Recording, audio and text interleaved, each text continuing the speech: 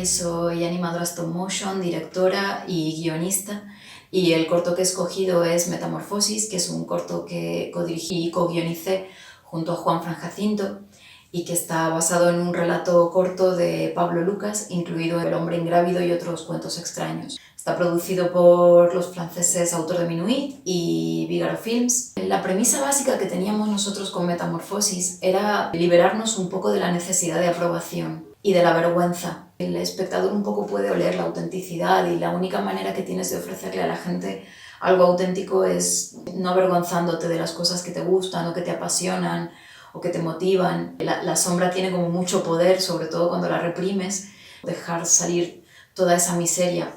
A veces pensamos que tenemos que tener como unos intereses muy elevados y en realidad al final todo se reduce a hablar de lo que te gusta sin más.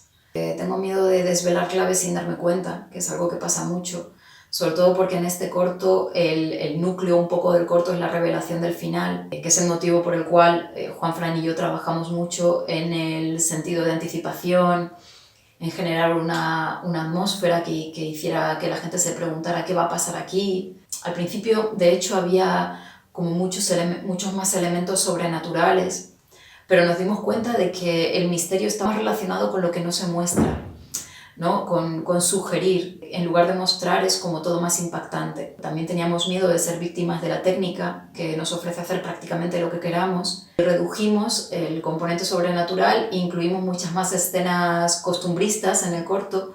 Nos dimos cuenta que era igual de inquietante y de que funcionaba incluso mejor.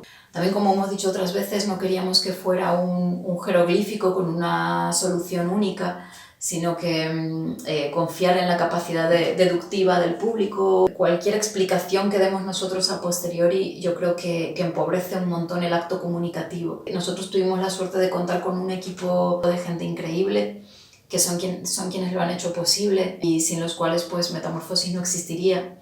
Nos sentimos muy afortunados de haber contado con ellos. Y bueno, ahora el corto está moviéndose por festivales y estamos empezando a recibir el retorno del espectador y tal.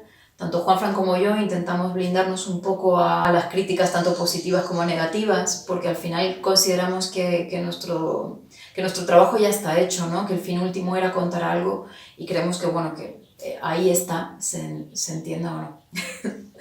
Y bueno, pues muchas gracias por darme la oportunidad de hablar de mi trabajo. Y un saludo para todos. Que es un corto que codirigí junto... Siempre me equivoco en lo mismo.